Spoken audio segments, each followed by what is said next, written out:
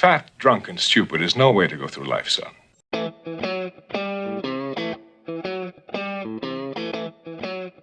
a brew. Don't cost nothing. And the real ironic thing about it is that it was the people who didn't accept it and didn't go and see the movie. They didn't want to see John in that way.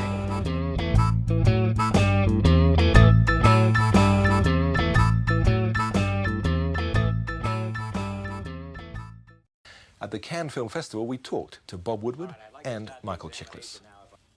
The character and power of Belushi, I was a real fan.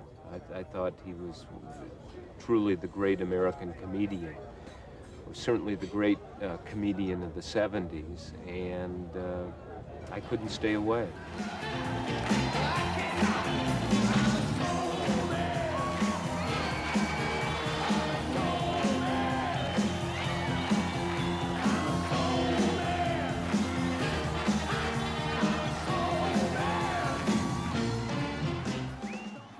Hollywood is about controlling your image, and in doing the book and doing the movie, they didn't control it, and it deals with the reality of drug abuse and the reality of excess, and they don't like that. They'd rather it be buried and covered up. Don't do this to Judy. Don't do this to yourself.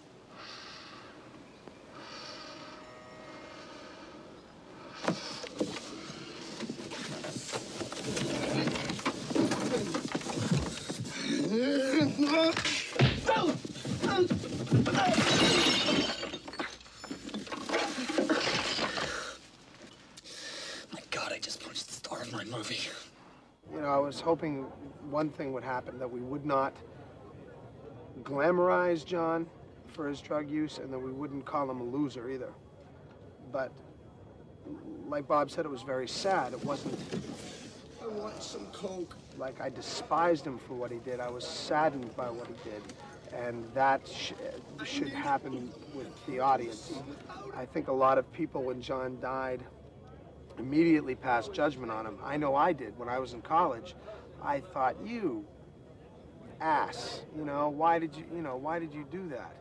Because I was a big fan, and he died at 33. What good is that? And I thought it was really stupid. And the more I researched John, the more I started to feel for the man and think, my God, the man was being pulled in 9 different directions.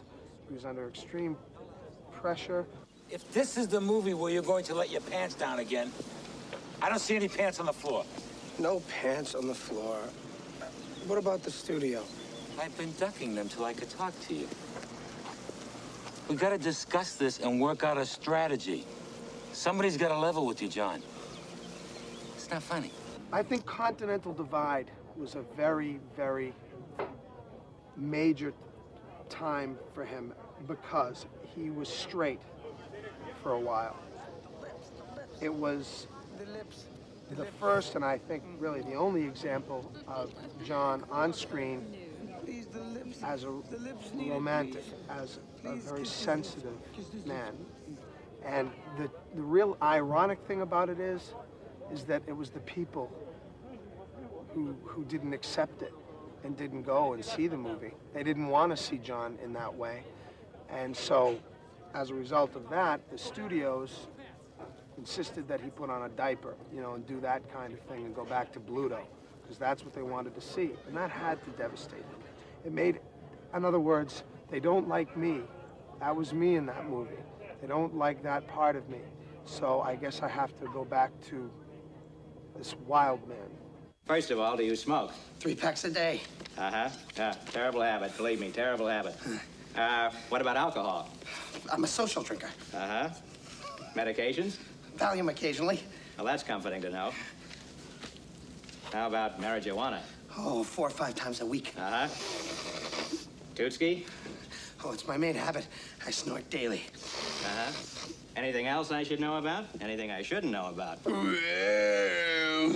You can't despise somebody who's an addict. I felt very sad that he had thrown his life away.